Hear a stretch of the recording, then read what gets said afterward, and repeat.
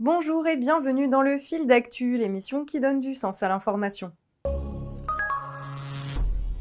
Presque littéralement 100 balles et un mars. Jeudi 21 octobre, le Premier ministre Jean Castex annonçait au journal de 20h le versement d'une aide de 100 € aux quelques 38 millions de Français touchant moins de 2000 € par mois. Une indemnité inflation supposée compenser la flambée des prix du carburant, de l'électricité et plus globalement de l'ensemble des matières premières. Alors, une annonce de ce type peut-elle répondre aux besoins immédiats des Français et nous éviter une nouvelle explosion sociale? Au-delà de cet objectif évident, ceux qui nous gouvernent ont-ils encore la moindre stratégie économique pour notre pays?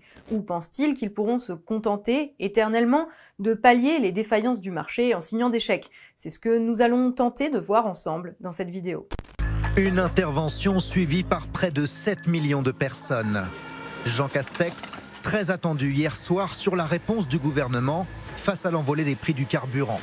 Nous allons décider d'une sorte d'indemnité inflation de 100 € qui sera versée aux Français qui gagnent moins de 2000 € net par mois. Comment ça va se passer? On va recevoir là dans les semaines qui viennent un chèque de 100 € signé Jean Castex. Joyeux Noël. Pas tout à fait, mais c'est ça l'idée. Celui qui utilise sa voiture tous les jours, qui fait 150 km pour aller travailler, pour qui le surcoût des 9 centimes que vous évoquez depuis le début de l'année n'est pas de 100 €, mais de 100 € par mois, parce que c'est à peu près ça, celui-là, il va recevoir 100 € et il va dire « mais non mais ça colle pas, parce que moi ça m'a coûté depuis le début de l'année 1000 €. Donc ça cible trop large, c'est le fait de... Parce qu'au final... C'est que ça cible pas du tout, David, ça ne cible pas du tout. Parce que ça touche à la fois les actifs, les retraités, ceux qui ont une voiture, ceux qui n'en ont pas. Vous pouvez toucher ce chèque, même si vous n'êtes pas détenteur d'une voiture. J'attire l'attention quand même de toutes celles et ceux qui proposent de baisser les taxes sur le carburant. Elle est absolument non ciblée. C'est-à-dire que quand vous baissez les fiscalités sur les carburants, laquelle n'augmente pas avec le prix, elle est indéterminée, c'est la TVA qui va augmenter avec le prix. Quand vous la baissez pour tout le monde. Donc je considère que c'est plus juste et mieux ciblé ce qu'a décidé le gouvernement, ils ont raison. C'est-à-dire qu'on sait que ça va continuer à grimper au moins jusqu'à fin 2022, donc on peut se poser la question de est-ce qu'il va y avoir un deuxième chèque à un moment, l'été prochain ou en septembre prochain. Finalement, je ne ferme aucune porte, a dit hier Jean Castex, puisque la question lui a été posée à la... Et si, à force de répéter que nous ne travaillons pas assez, nos gouvernants avaient fini par se convaincre eux-mêmes que notre rêve ultime était de vivre au crochet de l'État? C'est un petit peu ce que l'on pourrait se demander au regard de l'annonce faite par Jean Castex. Une annonce dont on imagine très bien ici ce qui a pu la motiver. On le sait, nous en avons déjà parlé, ces derniers mois ont été marqués par des pénuries de biens sur le marché mondial, provoquant une hausse générale des prix, principalement marquée sur les marchés de l'énergie et des matières premières. Toute personne qui a dû remplir le réservoir de sa voiture ces dernières semaines l'aura d'ailleurs forcément remarqué. Dans ce contexte, quoi de mieux, n'auront pas manqué de se dire certains, que de donner un peu d'argent aux gens. Une manière de mieux faire passer la pilule de l'inflation, de limiter le problème social, d'éviter que la question de l'essence ne vienne cristalliser l'ensemble des mécontentements, comme ce fut le cas il y a 3 ans avec les Gilets jaunes. Alors bien sûr, il ne viendra à l'idée de personne de cracher sur cet argent, parce que quand on doit prendre sa voiture tous les jours, quand on a une famille, quand le salaire ne suffit pas toujours à éviter le découvert à la fin du mois, 100 €, évidemment, on prend. Et pourtant, on peut s'interroger sur la pertinence réelle de cette aide, sur sa pertinence en tant que mesure d'urgence déjà, mais aussi sur la pertinence pour un gouvernement de n'avoir rien d'autre que des mesures d'urgence à proposer face au chaos économique général. Si on s'interroge sur est-ce qu'on veut avoir un impact et un bénéfice derrière, encore une fois, il y a des gens qui vont recevoir ces 100 € qui vont dire « je ne comprends pas pourquoi je les reçois ». Ils seront contents. Et puis il y en a qui vont dire « je reçois 100 € ». Alors qu'en fait, ma facture, elle a augmenté de 1000 € ou 2500 €. Et là, je ne comprends pas pourquoi. Et il n'est donc pas conditionné au fait d'avoir une voiture. Est-ce qu'il aurait fallu mettre en place une aide liée au fait d'avoir une voiture? Pour le coup, là-dessus, le Premier ministre a été très clair. Ça aurait été une usine à gaz. Qu'est-ce qu'on aurait dit aux Français? Présentez votre carte grise, on va regarder si on pouvait... puis on va vous demander combien de kilomètres vous roulez chaque jour. Pour Sophie Gadois, infirmière libérale en Seine-et-Marne, la voiture est indispensable pour ses 200 km par jour. Regardez autour de vous, c'est des champs à perte de vue en fait. Donc du coup, pas de métro, pas de train, ni de car. Moi j'ai l'impression d'être, sans être vulgaire en fait, d'être une vache à lait en fait. tous les 2 jours, en fait, mon budget d'essence, il augmente de plus en plus. Et pour réduire sa consommation d'essence, rentrer dans ses frais, elle a déjà limité son périmètre de travail. Commençons par les évidences. 100 € versés en une seule fois. Rapporté à une année, cela ne représente en réalité que 8 € par mois. À moyen terme, cette indemnité inflation ne règle donc rien du tout. Là où des décisions comme la baisse de la TVA ou le blocage des prix de l'essence, bien que discutables, auraient au moins eu le mérite d'être des mesures politiques aux effets constatables dans la durée, nous sommes ici face à une pure aumône aux bénéfices nuls dans la durée.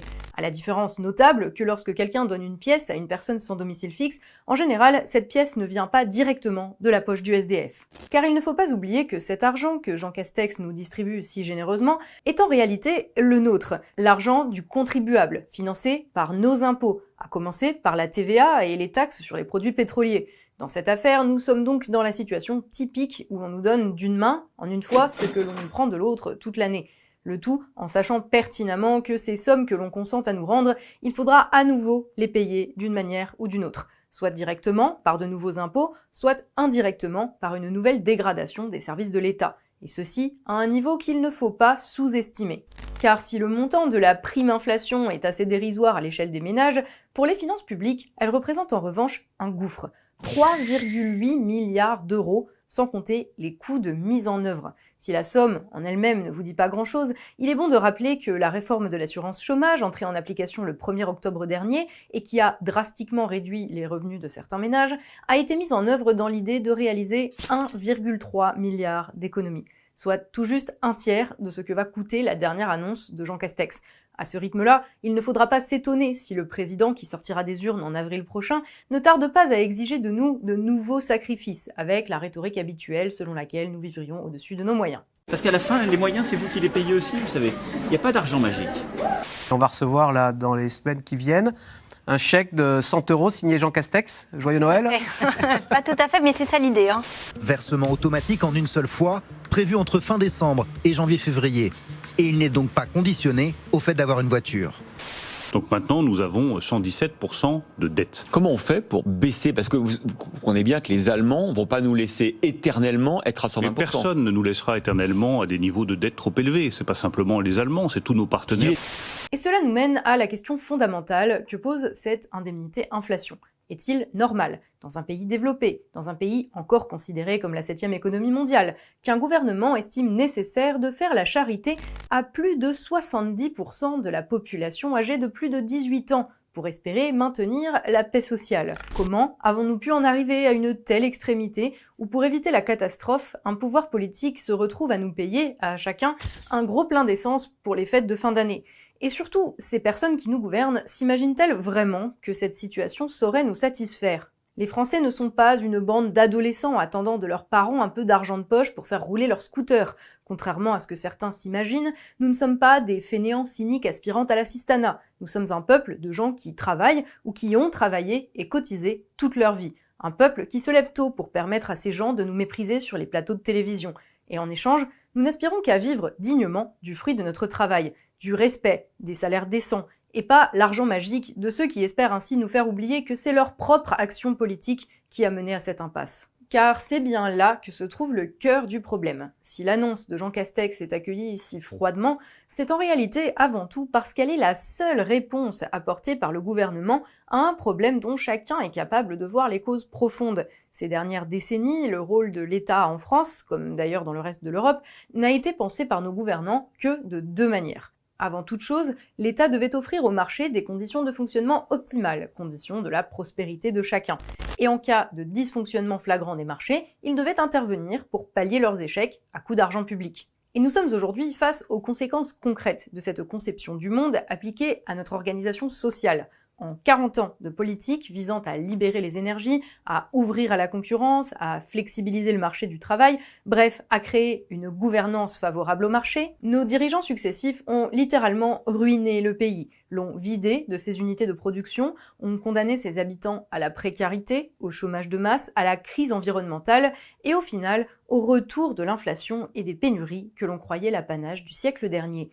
Les marchés devaient nous assurer la prospérité, ils n'ont créé qu'instabilité et crise à répétition. On aura beau investir acheter des machines plus performantes et moins consommatrices d'eau et d'énergie, avec des telles hausses et une telle spéculation sur les énergies, on ne peut pas le supporter. C'est juste incompréhensible. Selon ses calculs, ses dépenses en énergie vont passer de 1,2 à 3,6 millions d'euros en un an. Seule option pour lui, augmenter ses prix de vente de 5 à 10%. C'est très compliqué de se dire qu'on va augmenter le prix du tissu, et encore plus quand on n'apporte pas quelque chose de nouveau au consommateur. Moi, monter mes prix, ce n'est pas un problème pour moi. Quand je sens que j'apporte un plus au consommateur, un plus dans la créativité, un plus dans la structure du tissu, un plus dans la qualité du tissu. Mais là, aujourd'hui, on va augmenter massivement les prix pour un produit égal. Mais qu'à cela ne tienne, reste alors à l'État de remplir son second rôle, éteindre l'incendie allumé par les marchés, limiter la casse en allongeant la monnaie, garantir la paix civile à tout prix, que ce soit par la carotte du chéquier ou le bâton des yeux crevés. Mais aujourd'hui, il devient clair pour de plus en plus de monde que ce modèle a vécu, que le libre-échange mondialisé a failli, et qu'un État qui se contente de vous donner 100 balles le jour où les marchés deviennent fous n'est pas un État que l'on prend au sérieux, au service de ses citoyens et à la hauteur de la situation. Il s'agit d'une indemnité classe moyenne pour 38 millions de Français. Ça veut dire que le gouvernement estime qu'il y a 38 millions de Français qui sont en urgence. Alors quand j'étais en route pour cette émission, j'ai discuté avec le chauffeur de taxi et je lui demandais ce que les annonces de Jean Castex lui avaient évoqué. Et en fait, la remarque qu'il m'a faite, c'est réaliser qu'on est encore aujourd'hui la 5e ou 6e puissance mondiale et qu'il y a la moitié des Français qui gagnent moins de 2 000 euros, lui, ça le sidérait. Et c'est cette prise de conscience aussi d'une partie de la France qui, effectivement, aujourd'hui, galère, n'arrive pas à concrétiser les hausses de pouvoir d'achat. Ainsi, petit à petit, à l'aune des expériences vécues, de nouvelles demandes commencent à émerger, à commencer par celle d'un pouvoir politique assumant pleinement ses responsabilités envers la nation, notamment ses responsabilités économiques. Non, les pouvoirs publics ne sont pas là uniquement pour intervenir en dernier recours quand les marchés disjonctent, parce que l'économie constitue un des rouages essentiels de la vie d'un pays, connecté à tous les autres, qu'un problème économique peut très vite s'étendre à toutes les sphères de la société. Il importe que les grandes orientations économiques d'un pays soient définies par les pouvoirs publics, émanation du peuple et de la démocratie. Il importe qu'au sommet de l'État soit décidée par exemple une politique industrielle digne de ce nom, de grands objectifs, et que les marchés se plient à ces derniers. Bref, que l'économie soit réintégrée au champ politique qu'elle n'aurait jamais dû quitter, de manière à ce que la situation économique de la France ne dépende plus uniquement de l'offre et de la demande de biens produits à l'autre bout du monde, mais bien d'une volonté collective, exprimée dans les urnes, et que plus jamais un gouvernement ne se retrouve à éponger en catastrophe les dégâts d'un libre-échange complètement ivre-mort, le tout à coup de mesures ridicules et humiliantes. Et dans cette vidéo, on aurait aimé pouvoir vous annoncer que ça allait désormais être le cas, pouvoir vous donner cette bonne nouvelle et pouvoir enfin dire du bien de nos gouvernants. Et à vrai dire, cela aurait pu arriver. Ça aurait pu arriver le 12 octobre dernier, une grosse semaine avant l'annonce de Jean Castex, avec la présentation par Emmanuel Macron de son grand plan d'investissement intitulé France 2030, précisément censé donner au pays un cap en matière de politique industrielle. On nous promettait ainsi 30 milliards d'euros pour relocaliser notre production et remettre la France à la pointe de l'industrie et de l'innovation. Malheureusement, comme dirait l'autre, encore raté. Parce qu'entre les ambitions affichées et la réalité, il y a hélas un gouffre. Déjà, parce que pour commencer, ce plan d'investissement n'est pas un plan d'investissement. N'étant pas intégré au projet de loi de finances 2022 et dans la mesure où il n'y aura pas d'autre exercice budgétaire d'ici l'élection présidentielle, il ne s'agit en réalité que d'une promesse électorale faite par le candidat Macron. Une promesse électorale qui, à ce titre, n'engage que ceux qui y croient. Merci d'être aujourd'hui à l'Élysée pour ce moment un peu particulier. D'abord parce qu'on va essayer de se projeter loin, dans un moment où beaucoup nous concourent en quelque sorte à nous faire regarder à côté. Et je pense que c'est d'abord une bonne vertu personnelle, mentale, et c'est aussi très bon pour un pays comme le nôtre. Mais une fois rappelé cela, ce que l'on a pu constater en écoutant M. Macron, c'est surtout qu'aucune orientation claire ne se dégageait de son discours. Au programme, pas moins de 10 priorités, allant de la production de voitures électriques à l'exploration des fonds marins, en passant par la recherche sur de nouveaux médicaments ou le développement d'un Netflix français. Bref, pas de cohérence, pas d'articulation, simplement à boire et à manger pour permettre aux électeurs d'y trouver leur sujet de prédilection, le tout saupoudré de milliards dont le versement sera étalé sur 10 ans. Mais derrière ce prétendu plan d'investissement, on retrouve malgré tout une même vision du monde. Et cette vision, c'est hélas celle-là même dont la mise en œuvre a mené au chaos actuel. En résumé, à l'État d'investir l'argent public dans les secteurs où les marchés font preuve de frilosité et à ces marchés de transformer ensuite l'essai grâce à l'argent investi. En gros, aux contribuables de payer, au privé de ramasser la mise potentielle sans la moindre exigence de garantie. Dit comme ça, cela semblera bien sûr caricatural et on ne vous demande pas de nous croire sur parole, mais on vous met en description de la vidéo le discours complet d'Emmanuel Macron et on vous invite à aller vous faire votre propre avis dessus, vous verrez ainsi qu'on n'exagère pas. Si l'on prend par exemple la question des voitures électriques, on voit que l'objectif que se donne Emmanuel Macron est que la France en ait fabriqué 2 millions d'ici 2030. Ce qui, si l'on considère la voiture électrique comme une urgence, constitue déjà un objectif au rabais, mais qui justifie d'investir entre 1 et 4 milliards d'argent public, la somme de 4 milliards incluant également l'objectif de construire un avion écologique européen. On ne connaît pas le montant précis alloué aux seules voitures électriques. Toujours est-il que pour atteindre cet objectif, Emmanuel Macron met l'argent sur la table, mais affirme en même temps que le projet marchera uniquement si les constructeurs acceptent de jouer le jeu, de développer une stratégie d'investissement sur notre territoire et de coopérer entre eux, posant explicitement que la politique de l'État n'est pas le seul facteur à prendre en compte. Si les grands constructeurs français ne jouent pas le jeu, je le dis ici parce qu'ils ont leur part dans cette affaire, nous ne réussirons pas cette partie. Ce n'est pas qu'une politique de l'État. Ça ne marche que s'ils ont une stratégie d'investissement sur le tissu productif français, d'achat à l'égard de leurs sous-traitants et d'être beaucoup plus coopératifs. En d'autres termes, on va, comme d'habitude, engager l'argent de la France sans la moindre contrepartie exigée en termes de création d'emplois, sans même la moindre petite promesse en la matière, bref, contre du vent. Et ce qui est vrai pour les voitures électriques l'est ici pour tout le reste. Si Emmanuel Macron a bien compris les attentes des Français en matière de politique industrielle, il joue en réalité avec ces attentes. Il se contente, comme souvent, d'utiliser les mots que les Français souhaitent entendre pour au final continuer à faire le contraire de ce qu'il faudrait faire, pour réaffirmer la primauté des marchés sur le politique et la soumission des Français aux lois de l'offre et de la demande, alors même que nous n'avons jamais voté pour elles. En attendant, bien sûr, la prochaine crise où il nous faudra, à nouveau, mettre la main au portefeuille. Voilà, le fil d'actu, c'est tout pour aujourd'hui. Merci de nous avoir suivis. On espère que cette vidéo vous aura intéressé.